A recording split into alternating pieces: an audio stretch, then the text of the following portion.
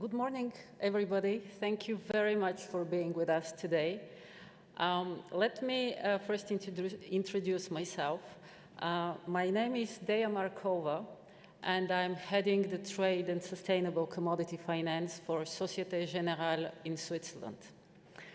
As a background, I've been working in commodities for more than 20 years, and in parallel, I've always had a passion about sustainability, working for more than 10 years about inventing impact-based financial models to bridge the SDG gap.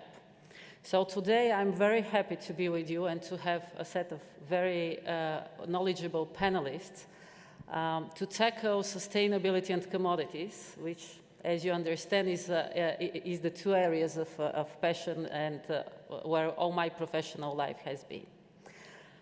Before we go into a discussion, I wanted to make a very short introduction to ensure that everybody understands well what commodity trader means and why is it so important for Switzerland and for the economy that we understand their business. So basically, the role of a commodity trader is to match the supply and the demand, and that in a very cost-efficient manner. Now, you would say it's simple, true. The complexity lies in the fact that commodities are a very weird type of merchandise. So the first complexity lies in the fact that the commodities are not necessarily available where the consumption lies. So the first role a commodity trading company accomplishes is to transport the commodities from the place they are produced to the place they are consumed. So basically, he's taking in charge the transportation, the organization of the whole supply chain, and of course, he's taking all the inherent risks to it, the financial, the price, and the operational. Second complexity is that production of many of the commodities are subject to seasonal factors. If we think about coffee, if we think about cocoa, while consumers like ourselves, we consume those all throughout the year in a very stable way. We drink our coffee every morning.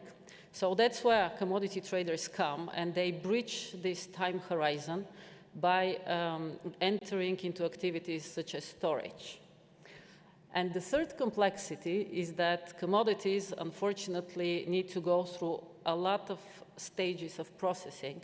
It's very rare that we as consumers can consume them in the way we produce them. So traders, again, are there to accompany the product throughout the processing stages and to bring the final product to the consumer. Why Switzerland? Commodity trading has been active in Switzerland since the 15th century. Actually, what happens is that the merchants from the north and from the south of Europe were meeting in Geneva, sometimes in other cities around Switzerland, to trade. And that's how Geneva and Switzerland in general established itself as the hub for commodity trading in the world. If I give you a couple of figures today, the global share of trade handled by Swiss-based commodity trading company is 55% for coffee, 35% for cocoa, 40% for oil, 60% for grains, 45% for sugar, 65% for cotton, and 60% for metals. So you can see the magnitude. There are 550 companies providing around 10,000 direct jobs in Switzerland, and the fiscal contribution of the industry represents 22% of Geneva budget, 10% in Zug, and almost 20% of city of Lugano's income. In terms of finance, Switzerland is the leading hub worldwide for commodity trading. It is also the worldwide hub for inspection and certification. And last but not least, 22% of global movement of commodities is done by shipping companies in Switzerland, which in my view is quite amazing, keeping in mind that Switzerland doesn't have direct access to the sea. So you see where we're coming from, very important. So I will probably now give the word to my great panelists to introduce themselves, and then we'll go into more deep dive on the subject about sustainability and trends in the commodity trading industry.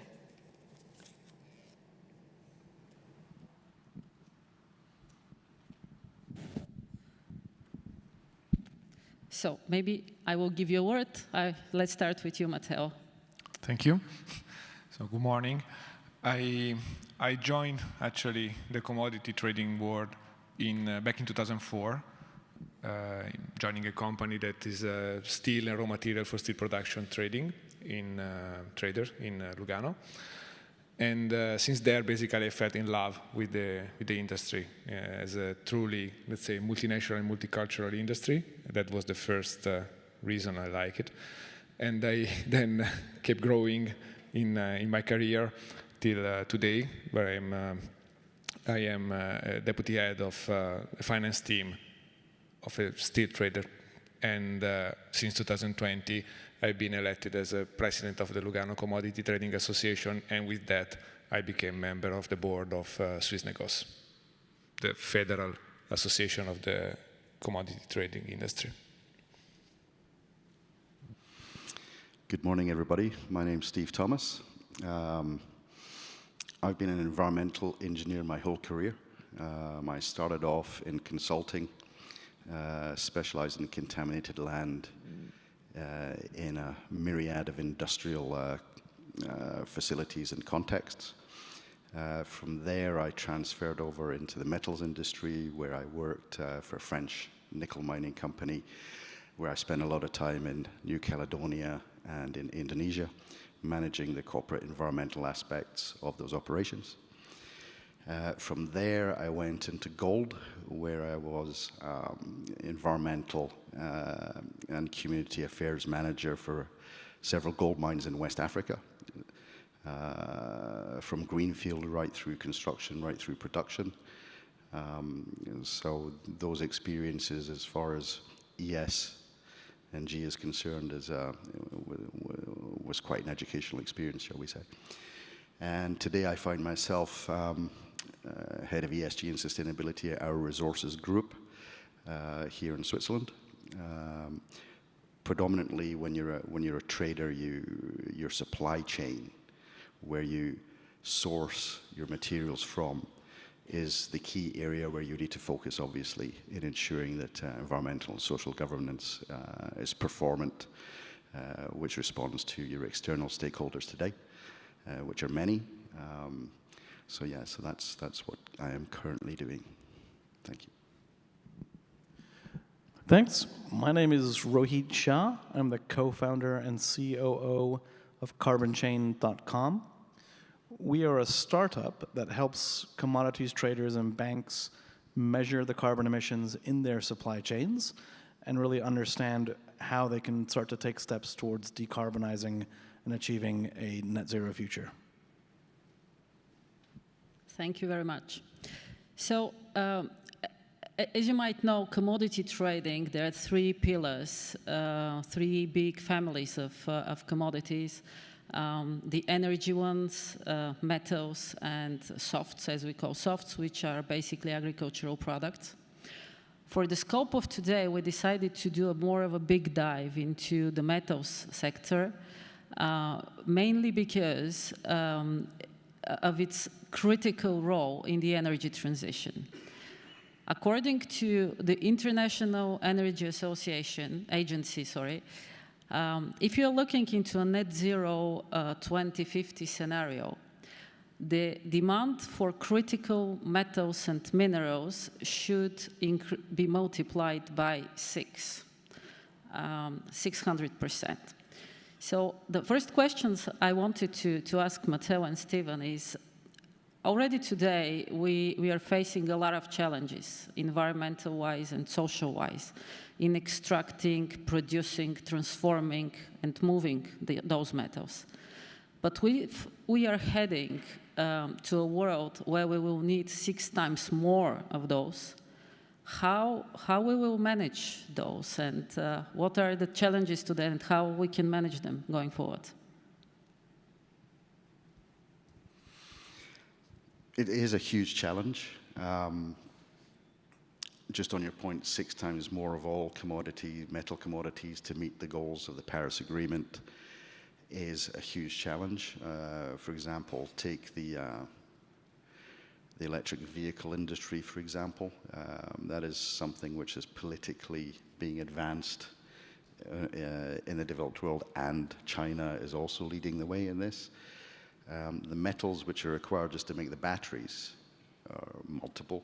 You have copper, you have nickel, you have graphene, you have a whole load of raw materials that go into manufacturing an EV battery. Just from the, let's say, the nickel point of view, the components of nickel, to meet manufacturing demand by 2035, where the EU will be banning thermal engine car manufacturing, the world needs to try and find 42 new nickel mines, right? That's just for nickel. So the challenge is massive. How do we manage that from an ESG perspective? Well, obviously organically, as the supply and the demand, and notably the supply, comes online, we have to align ourselves with ensuring that the environmental and social governance aspects are taken care of. When it comes to the raw materials, the ore at the mining level, which is stage 1 of the procurement, in my opinion, that is the most important place where ESG and sustainability must be performant, especially today. The mining industry has had a bad rap, as we all know, over the last decades. But as the world moves forward and is more aware through communication, through internet, through social media of what is actually going on, the mining industry has to respond. Simply from that ethical point of view, but also from a financial point of view. Small to medium-sized mining companies require finance, and to get that finance, they must go through rigorous environmental and social preparation works before mines are even constructed, which if they're not performing in those areas, then they find it difficult to get financing, right? The International Finance Corporation, World Bank, the IFC performance standards are typically used and are actually very good in managing mining operations. The bigger guys who need less money have, although they know what they do their own thing, but they're not audited systematically by the IFC, which smaller mines, which I experienced in West Africa, are subjected to. So that's part of, evolving and pursuing the positive evolution of environmental and human rights management in that space. Then you have the customers of those materials, right? So who takes ore? Are companies which transform the ore into a metal and then into alloys. So for example, ferro-nickel manufacturers who manufacture ferro-nickel, which is required to make steel, which is then sold on to the steel-making industry. And today, the consumers of, i.e. those who buy cars, are becoming more and more interested in the environmental and social components of what they're buying. Not just for cars, but for many, many things which we consume today. So as a commodity trader, we have to ensure that the whole supply chain is in line with what today's requirements are in ESG management, so that they're auditable, where we can find gaps, places for improvement through the whole supply chain, which is very complex, obviously. Another aspect is regionality. You will have a culture or a different mindset in one part of the world with regards to what is human rights, what is environmental management compared to another part of the world. So there's an educational process or component to how you manage ESG in the metals commodity sector. That's another big challenge. how I personally do it are the key suppliers that we have. I actually try and partner with them, make personal relationships, which means, you know, not just sitting in front of a Teams meeting or in my computer. I actually go and visit. We talk. We spend weeks together, and move forward in that direction. Well, the short answer to your question is we have no options. We have to make it happen. So, elaborating a bit more, I would say that we are asking ourselves and the world to go through an unprecedented, fast, let's say, evolution, right? And being unprecedented, it requires an unprecedented approach. As individually, let's say, as companies, and more, let's say, collectively as association, we feel very much the responsibility in looking for solutions to this question. And I think it's actually also the first time in the history that we are really working on a platform across all the stakeholders, all the players in the ecosystem, but also all players across different commodities, living similar, let's say, issues, facing similar issues, looking for solutions, and enabling each other to give answers to the requirements and to improve the communication, as we were discussing before, so to close the gaps also from different regions. This is obviously is a very important element of the complex world in which we operate. I mean, we need to be able to operate as a whole, on the whole, let's say, world, like applying similar standards. And that doesn't, let's say, refer only to regulators. I mean, there's much more than the regulations. Interesting. So if we decompose a little bit the topic and we focus on production, processing, transformation, and decarbonizing those processes. Maybe a question for you, Rohit. Where is the?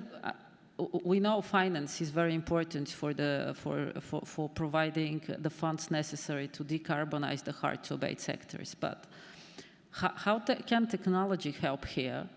And do we have the ability to get the right data from from all those stakeholders of the chain, and with the sufficient granularity to understand where where finance need to be channeled first? Yeah, I think that's a great question. I think the answer on the second part of that question around, do we have the available data? Is it there? Is it granular enough? Is it transparent enough? And I think the answer to that is that it's a journey, right? I think when we look at how companies are engaging with their suppliers and how mines or installations, et cetera, are starting the process of getting their data, collecting their data based on different requests, whether it's from customers, whether it's from regulators or banks, it's still very much the first step in what is a long journey towards, a proper decarbonization pathway. And so I think the goal should not be to try and get perfect data immediately. That's a bar that's almost too high for anyone to achieve. But I think if we say that, look, it's important to start getting whatever data is available and start figuring out ways to improve upon it, then I think that is a very clear message to the industry, and all the stakeholders say this is the right plan of attack to go forward. On the first part of the question around the role of technology, for me, technology is an enabler. It helps us to basically do these kind of calculations and enable this reporting and this transparency of where emissions lie, for example, at basically lower costs and on a more frequent basis than having to try and build in-house teams or use consultants. Technology is a great enabler to move beyond that and say, okay, how can we take this great data that's available, start to streamline it, and start to make sure that everyone who needs to have access to it can in the right manners. So, Steve, maybe I will ask you to comment on that, because I know you've been digging into that data. I mean, we've been collectively together digging, but maybe I'll let you comment. Where is the challenge? to get your weight out of this data? Well, as Matteo said earlier, we have no choice. Customers are under pressure from their customers, and also with the new regulations that are coming into place, which are in place, coming into place, and new ones coming into place soon. The Paris Agreement is becoming, more and more urgent to reach those goals. As we all know, every COP meeting every year, every IPCC report, governments, companies were not doing enough.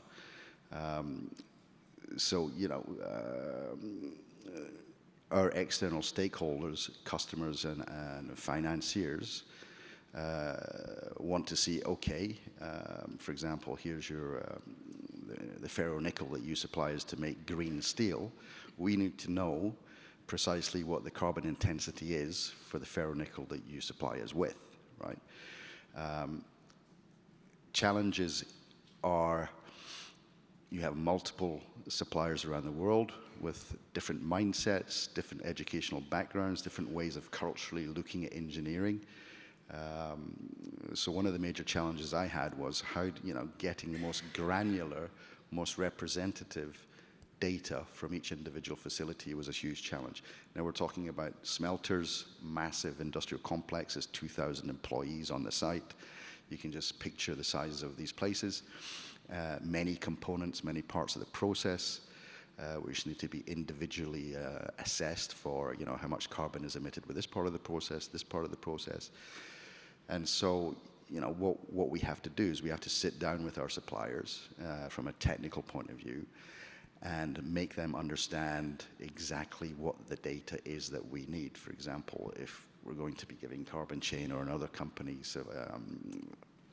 that data, it has to be correct. Otherwise, there's a bit of a question mark, although it is very complex to do. So yeah, that's definitely a challenge that I've personally gone through, but it is a journey, as Rohit said. Quite often at the site level, at a commodity trading level, do we have mechanical engineers, for example, who understand all this? So that's it's a challenge which has to be gone through. True, and in banking it's even more challenging. We have even less of those engineers on site, to be honest. Matteo, because you're more on the steel side, and we hear a lot about circular economy and recycling. Is recycling the magic bullet to meet that demand, or it's more of a complement to a constantly growing demand? Yes, well, definitely is a complement. I mean, in reality, there is no magic bullet, as we probably understood, to any of the problems we are discussing here today. They are all extremely complex, and they count on a number of variables and components that is impossible to imagine to have a magic bullet to solve the issue. But it is an important component, to be frank. I mean, obviously, we are all focusing, because we read more often about the need of lithium and the need of other rare earth. But we don't have to forget that a good portion of the demand, the increased demand of metals that we will witness in the coming 20, 30 years, is down to standard industrial metals, aluminium, copper, steel. They are definitely already today highly recycled materials. Let's take steel. We are talking about 85–90% of the steel that come to end of life is recycled already today, which is pretty impressive. But part of the demand will not be demand growth. Will not be only a function of the transition, but also a function of the economic growth. I mean, we have to consider that growing countries will need more infrastructure and so on. So the estimation, effectively, is that the steel demand will, the metal demand will be probably in the next 30 years close to 6.5 billions of additional demand spread over the years, which makes only for steel a growth of almost 40%. Out of which we can estimate in the best case scenario 40 to 44% will be from recycled steel, and brings a simple math to consider that we will have primary steel, so not coming from recycling, demand growth for about 20 to 25% of what based on the production of today. This being said, we can't imagine to support the growth in demand simply with recycling. We need to work on the decarbonization of the production processes. There is essentially no alternative, which will require an unbelievable amount of investment. I mean, if we take the average of the last 20 years investment in metals is, I think, has been estimated in about $45 billion a year, which will become like 70 billions in 2050. It's an exponential growth, and it needs to be supported. And it includes also, of course, new infrastructures, new production, new smelter plants, but also retrofitting, which has is an unbelievable, let's say, impact on the investment line of the balance sheet of the companies. And Steve, we discussed just before the panel this new hype concept of urban mining. Maybe you can comment on urban mining. Just before moving on to urban mining, to get the recycling of, like, let's say, metal scrap for steel makers is of huge importance, because the carbon which is attached to scrap is much less than manufacturing steel from scratch, right? And so, you know, there's a lack, or there's a bereft in the supply of scrap materials, or materials that can be recycled, right? And used by those industries. Just on an aside, car manufacturer Polestar, they have a project called Project Zero. So in 10 years, they want to manufacture a vehicle which is net carbon zero, right? So all the steel, the 50,000 components, I believe, from memory, which goes into manufacturing this vehicle. Every component, they want it to be net carbon zero, right? It's a huge challenge, but at least it's first movers. It's putting pressure on the industry. And of course, part of being, net carbon zero is using low carbon intensity materials, therefore scrap. Urban mining is obviously the recycling of, for the one of the better generic word, scrap. We all have in our homes boxes full of wires and plugs which are now obsolete. We have old computers sitting there. Do we want to take them to the recycling yard? Well, we'll keep them in the basement just in case. If you can close your eyes and imagine the amount of materials in the world today that are just sitting there doing nothing, that can actually go back into the circular system of manufacturing, that would help immensely. Urban mining is not something which regulatory bodies or governments or municipalities are really pushing at the moment. But I can see that that is going to become more and more important as we move forward in meeting the goals of the Paris Agreement. It also requires a cultural change in the way each individual human being thinks, right? I remember when I was young, in Scotland, you would have an electric milk float would come down the street and put milk bottles on your, milk at your doorstep. And you'd drink the milk and you put the milk back out, the empty bottles would be taken away, recycled. So there's lots of things we've done in the past and culturally which we have done before. I think it's just consumer society, the last 20 years, 30 years of what we've sort of gone through is obviously not sustainable, so it needs a cultural change in how we think. So it's not just industrialists, it's everybody, right? So urban mining will be an important component to helping industrialists meet their goals with regards to carbon emissions, that's for sure.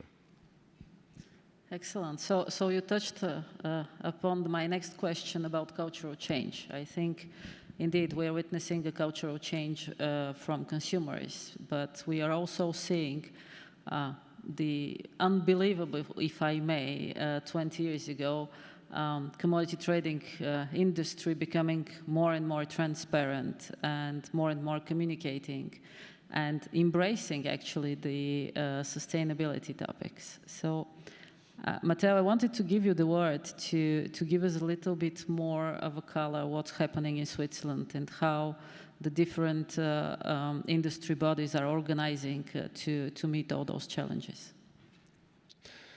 So yes, we are embracing the topic, and one of the let's say the challenges for the industry was to communicate this fact, because as you may have understood, I mean, not all companies in Switzerland are big and structured. You heard the numbers before. If you divide the employees by the number of companies, you get to an average of 20 plus employees per company. So we're talking mainly of SMEs that historically have been used to communicate to their stakeholders, which were banks and customers and suppliers. They've never been really pushed to, or they didn't feel the need to communicate to consumers because simply they didn't have a brand to promote. Their customers were industrial partners. And so the Industry Association has, let's say, probably today two very important functions. One is to speak and to communicate what the industry is doing publicly, to help and support these companies to change a little bit their attitude, because most of the companies were actually doing the right things already, but one thing is doing it, another thing is also communicating what you are doing. Coordinating the efforts, as I said before, is extremely important, and educating. So we are actually promoting now finally a number of education programs, some like the one in Geneva where you have been involved and you will be involved, which is dedicated to the ESG topic. But for instance, in Lugano, we will start tomorrow a new education program where, let's say, the first day actually we are facing two very important topics for the industry, that are geopolitics and sustainability.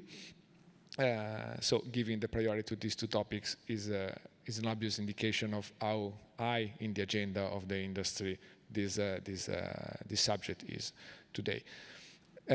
We also don't have to forget that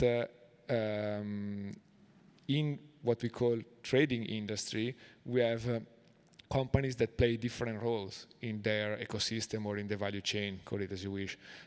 We have more integrated companies upstream, so they're sort of, as a key activity, mining companies, and therefore have, by nature, a different exposure and a different level of maturity on the subject. But we have a huge number of pure intermediaries.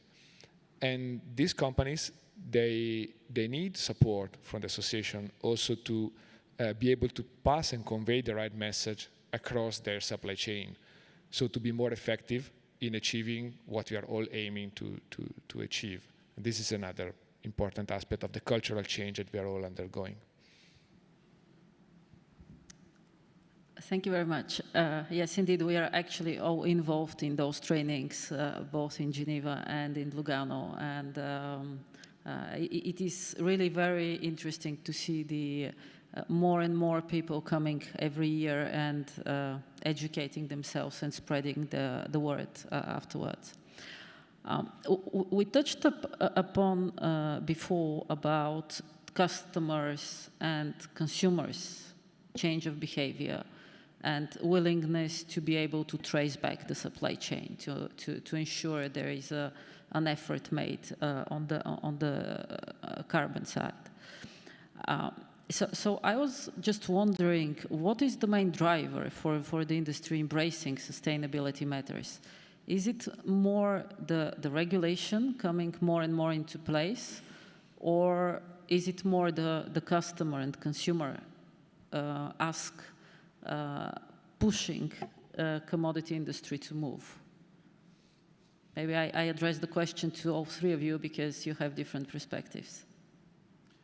I'm happy to start. From where we sit as a service provider, I think we see our customers, commodity traders, really telling us more and more that it's increasingly a mix of both their customers, asking them to help them answer the questions that they're getting for, on what their emissions are from their customers. There's also the role of banks, who are increasingly asking for more information and more transparency in the emissions of the supply chains that they're financing. And there are also regulatory pressures coming through. So in the European Union, for example, earlier this week launched their carbon border adjustment mechanism, which impacts a number of different people who are importing metals, fertilizers, and other products. And so those are increasingly now becoming a kind of three-way, push from different angles that all come back to the same view of saying, hey, we need to get a handle on what our emissions are, start to measure them, and become in a better place to share them as we need to. Absolutely, Rohit. Yeah, I agree. It's both customers and consumers. This man called Elon Musk, who created Tesla, the influence that he has had on the vehicle industry and the future of the vehicle industry is, as we all know, amazing, huge.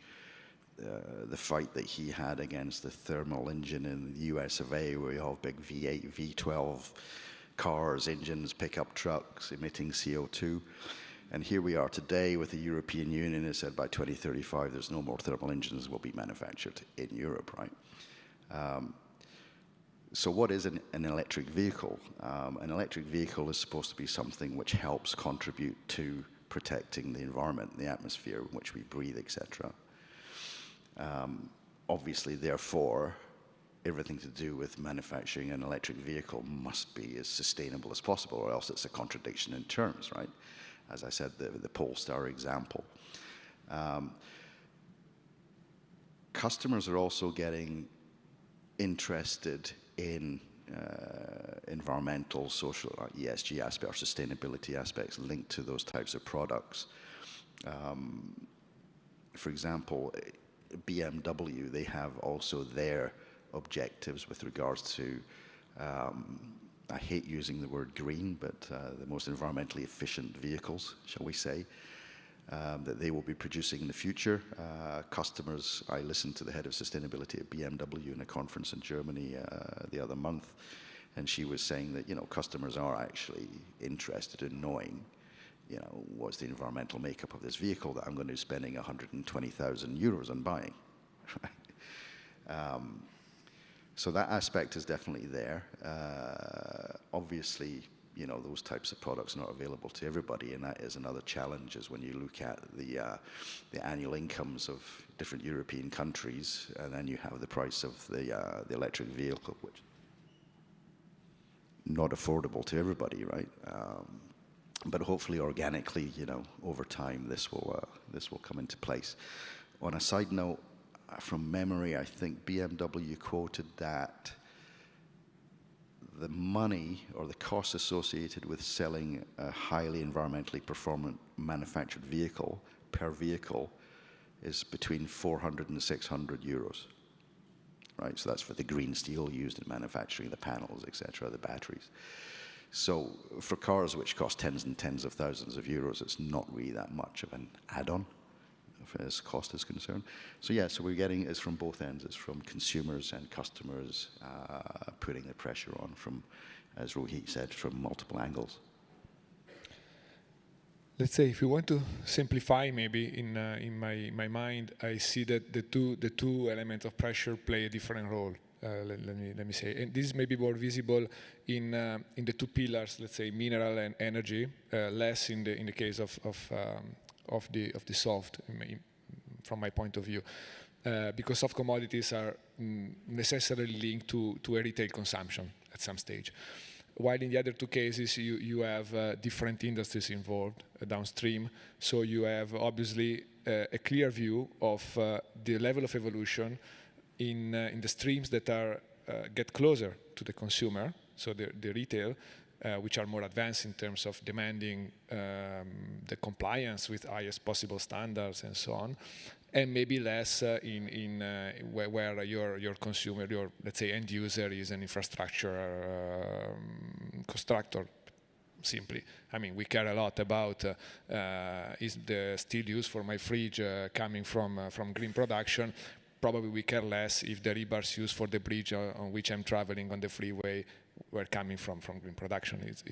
So you see that there is a lot of power in the demand from the public, let's say, opinion, while I see the function of the regulators extremely important in closing the gaps between the different, let's say, downstream industries and potentially, and hopefully soon, between different regions and countries to help synchronizing the effort and ultimately also the investments.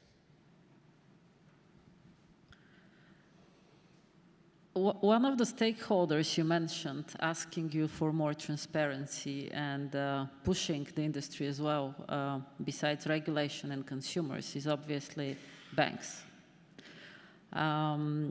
Banks which are looking to incentivize the efforts made by their clients on that journey.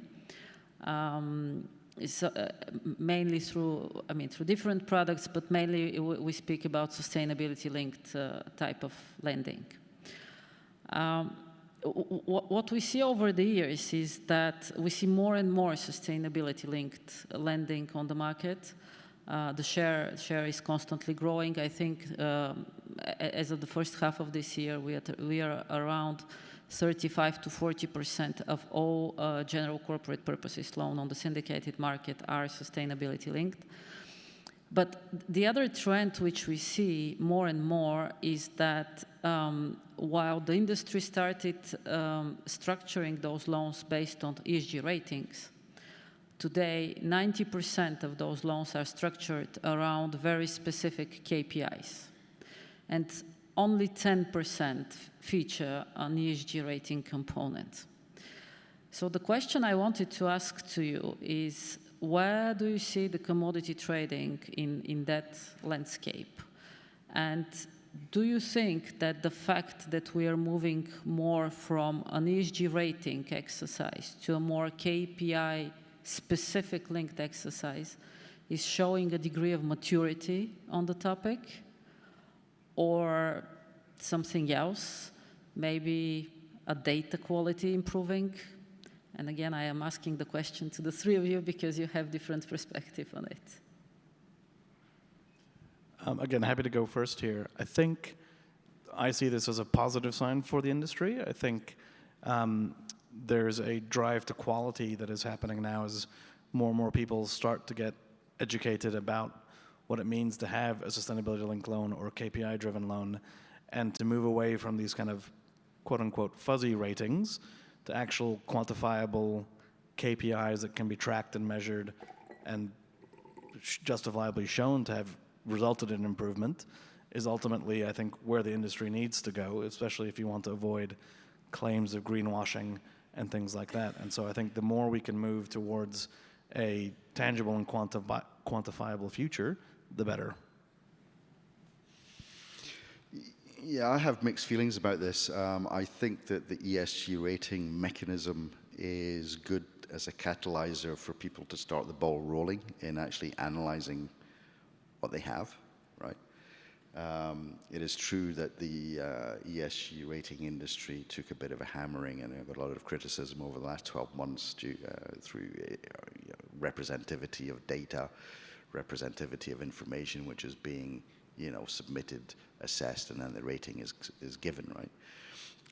But I do think there's a place for ESG ratings because it does put into place like a management sort of system, if you like. All the topics are there which a commodity trading company needs to acknowledge and be on top of. Like a recipe book of how you need to perform. KPIs, I think, are being built more and more into the ESG rating system. I think these ESG rating companies have recognized the fact that they need to, be more specific on their assessment criteria for people to, for external stakeholders to actually believe that, this company is performant or not. That said, we have IFRS, we have the ESRS, European Sustainable Reporting Standards, which have come out, which companies must in Europe have to begin reporting on, and within that there's a whole lot of KPIs that need to be considered and provided in those reports. For certain companies, it's not obligatory to. If you're not a listed company, you're not obliged to follow these reporting standards. However, that is the case for the company I work for, but our customers and banks expect us to pursue, even though it's voluntary, the same path as what a regulatory a company who is obliged to follow those reporting standards must do. And that's what we do, right? Because by 2026, anyway, as a company, we're going to have to legally follow those reporting standards, within which are many, many KPIs. Another aspect to this reporting will be that banks, customers will request that these reports are certified by an external third party, like Bureau Veritas or TÜV or whatever, right? So, yeah, there's definitely a shift towards more tangible, more detailed KPIs from the part of the investing sector and customers. So, well, my background is engineering, so I would say KPI without doubt. I mean, to prevail. No, but joke aside, I am a strong believer of the convergence between the two worlds. In reality, that the KPI will become by nature more and more substantial component of the ESG, let's say, certification or rating. I imagine that, let's say, it's a bit of both. There is certainly an improvement in the maturing of the sector. So to be able to perform and analyze and identify and measure substantial KPIs, that makes the whole process of assessing the quality of the path that was designed so to satisfy the parameters set in the lending makes this whole process a bit more, let's say, solid. But I think there is also the fact that you start with a ESG assessment that is a very good process for the company, if well done, is a very deep analysis of your company and gives a good representation of what the situation is. In the other hand, as a pure trader especially, so the less you are, let's say, integrated upstream, you then realize that your ability to influence your measures is somehow limited today. And this is one of the issues that the industry is facing, of course. And while you can actually identify KPIs where you can really make a difference and you can measure the results on the specifics. But this comes as a, let's say, second step in the life of your approach as a company to this world. So I think it's really reflecting the evolution of the behavior of the companies itself. Yeah, absolutely. Just to add on that, I think if you're a small commodity trading company, and there's very small ones, quite often they won't have people in the team who are competent enough to go straight to complex KPIs. Therefore, that's why I think the ESG rating system is a good learning experience for the smaller companies and for the people that they put in place to manage sustainability. It does have its place, I think, especially in the smaller companies. That's for sure. I'll probably take 2 minutes to comment how we see that, because as you know, we work a lot on KPIs. I think how we explain this movement is we believe KPIs give us the ability to follow on very specific targets and to be more accurate into measuring the progress of the company on the specific matters. While the rating, an improved rating, of course, is a great thing, but you don't know, you don't always know why it got improved and whether it got improved because of the metrics you were interested in. And maybe, Rohit, because we're speaking about that, I will give you the word for 1 minute to walk us through what we're putting in place on the CO2 tracing with you for our clients and how that works, because I think it's relevant for the industry as well. Happy to talk about it in a minute.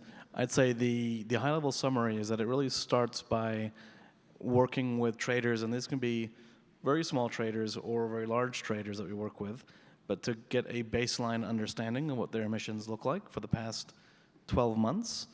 This really helps the traders understand what's actually driving their emissions, and so for a number of them it could be their suppliers, depending on the products you're trading, it could be your shipping choices, etc.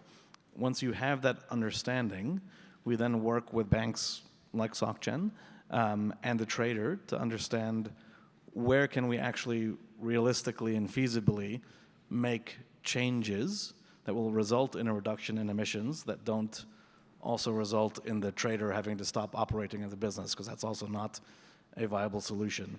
And so when you can come to that balance to understand, yes, if we make some small changes in how we operate, we can actually have a profound impact on reducing our emissions, either by picking different suppliers in the long term, having a different approach to how we think about shipping, etc. You can then set targets and KPIs with the bank that we as Carbon Chain can help do the measuring of, so you can understand on a monthly or daily, weekly, quarterly basis how you're tracking, and then really, hopefully, realize those KPIs and see a reduction in your emissions while your business continues to grow. It's a very challenging exercise, I must say, but it's working, but it takes years. Thank you very much. I would probably leave the floor for a Q&A with the time we have left.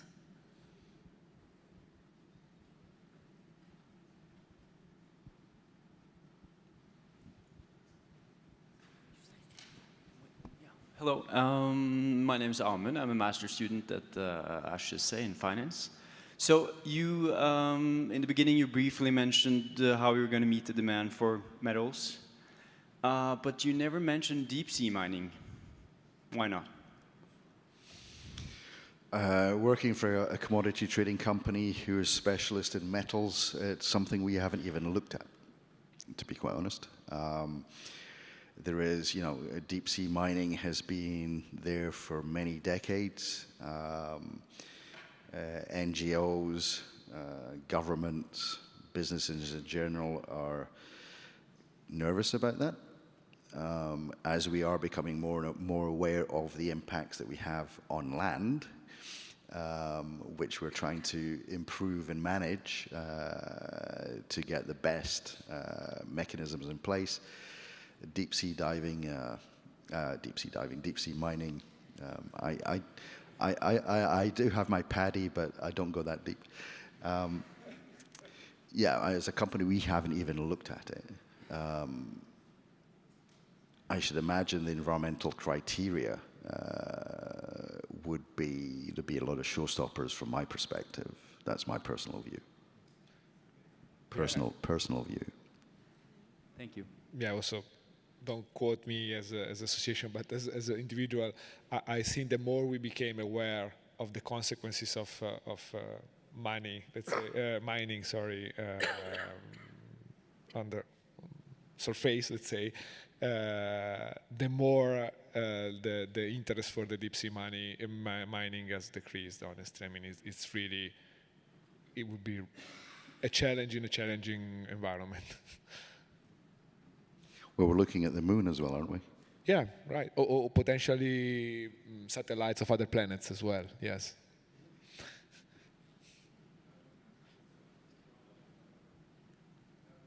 Do you have a view on commodity trading which are more sustainable, and are they liquid enough? Is the market big enough, and how do you see the evolution, like cleaner gold and things like that? So I missed the first few words of your... Do you have a view on the importance of sustainable commodity trading? rather than so alternative way of trading, buying and selling commodities? Well, I guess. I mean, the work that I'm personally doing is being sustainably performant as the world moves in that direction is a journey. The reason why I'm here and I'm passionate about the environment, I'm an environmental engineer, is to move in that direction to make commodities sustainable. As I said earlier, there's a consumer component to that as well.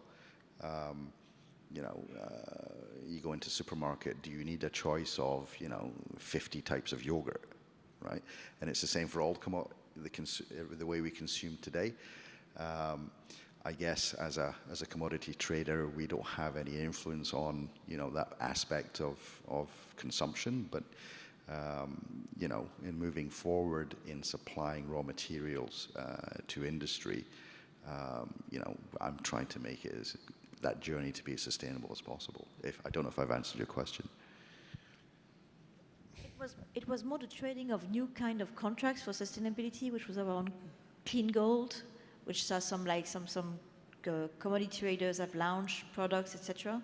That carbon credit trading that could replace some or complement some of the commodity today. Maybe Matteo, green steel also. Yeah, I mean, let's say that what we look at as a traders is really the physical, and so the physical impact of what we do, right?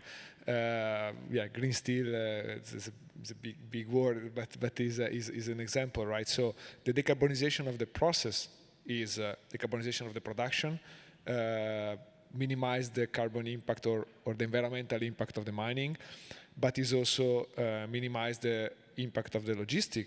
And there is a whole world that is involved in of activities that are involved in what we do, which today is more and more what we call an ecosystem than a supply chain. You can't really draw a straight line often between upstream and downstream. It is really a network of players. There is a lot to do to let's say increase the availability of, for instance, green steel or greener commodities. But as I said, is a path. I mean, is an ongoing process. The important is that not to lose the direction, right? And we are here today to discuss about this. And from an association perspective, to make sure that the platform works consistently across the different commodities and is sort of delivering as much as possible, given the available technology, given the available source of funding, given the available know-how as well. There is a lot to find out, I mean, to discover still in this sector.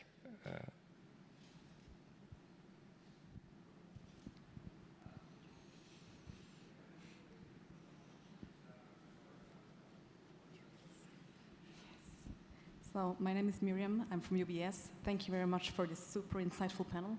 So my question, listening to the numbers you mentioned, I think increased by 600% of metals required to make the net zero transition. What would you recommend me? Is it still responsible to buy an electric car today?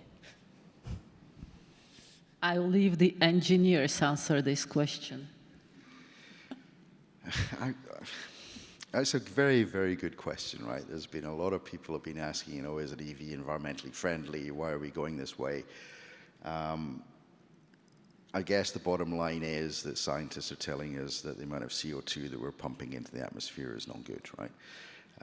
EVs, in their manufacturing, the amount of carbon intensity associated with manufacturing an EV is much higher than it is for a conventional vehicle today. However, from what I have read, after 3 years of using the EV, you then become, emissions neutral compared to a petrol car. My personal opinion is, at this stage, I'm unsure because the momentum and the speed at which we're going in this direction, what will the real impacts be, right? I'm not sure, if there's anybody out there doing PhD on this one. But 42 nickel mines plus 60 more copper mines, etc. What is that impact going to be, right? The impact is going to be significant. However, as I said earlier, mining companies today are far more performant in environmental protection, progressive restoration of their mining operations, natural capital of the flora and the fauna with the local communities is managed a lot better today and more systematically than it ever was. It's an interesting question, but I'm not sure if I can answer it 100%. I'm sorry, we are out of time. I would need help here. Shall we take the discussion afterwards? I mean, we're, of course, available to answer all questions. Yeah? Okay. Thank you very much. We remain available and more than happy to answer all your questions. We're taking the time necessary. It's really, as you can see, we're passionate about the topic. Thank you very much.